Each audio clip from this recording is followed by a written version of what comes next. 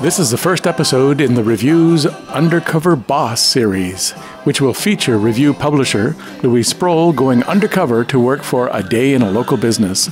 Once a month, Louise will report about her work experience and give you a rare glimpse of what is going on behind the scenes at well-known workplaces and businesses in our region. And now, here's Louise's first report. There were flowers everywhere, arrangements ready to go, pretty dish gardens, and many bouquets of dozens and half dozens of roses just inside the front door.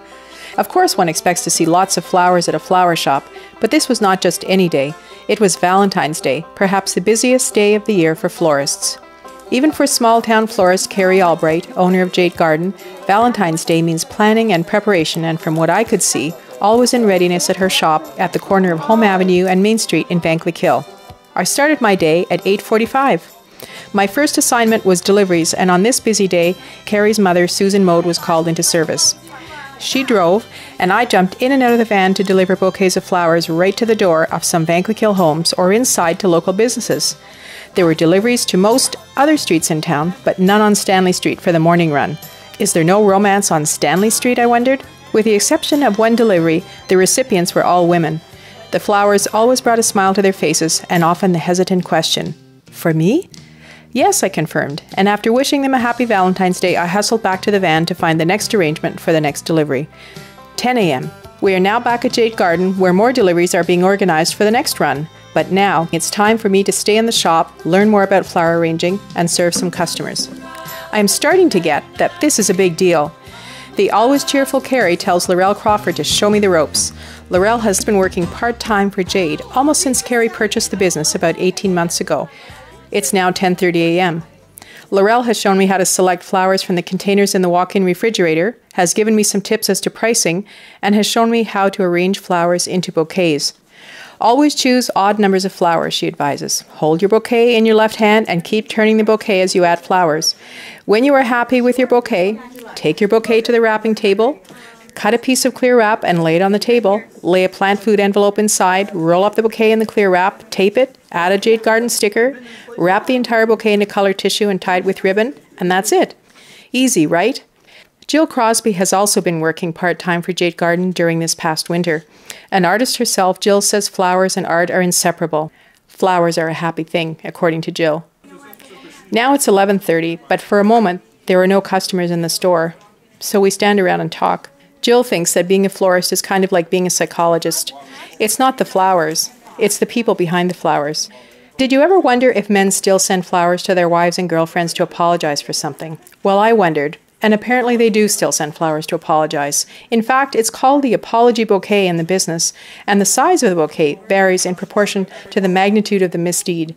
Out with the boys until 4 a.m. after a hockey tournament, you can get away with a nice bunch of fresh-cut flowers for a mild foul-up, but a larger transgression is going to cost you. The women at the shop are constantly called upon to give guidance in this delicate area, and rest assured, everything is done in complete confidence. As the day progressed, I was glad to realize that buying flowers for someone is still an important ritual. Some people never get flowers. Some people have never had flowers delivered to them, Jill says. It is still a big deal, she agreed. It was fun to see so many flowers flow out of the store that day, sending beauty into the region. There was the teenage girl looking for a few flowers for a boyfriend. Something not too feminine, she suggested. There were the men deliberating between red roses and the colored roses, white with a hint of green, pale pink, pink and white, peach, yellow, or fuchsia. There were women looking for flowers for mothers and sisters.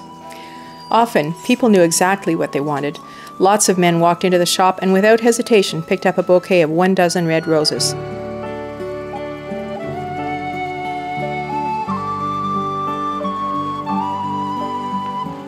Having me work at her shop for Valentine's Day had been Carrie's idea. It is the busiest single day of the year for her shop. Mother's Day is the best special occasion in terms of busyness, but it is spread out over 3 or 4 days, unlike Valentine's Day when the demand all seems to be squeezed into one day. That's about it for my day at Jade Garden in Vankleek Hill, but I'd like to close with a few of my best moments of the day.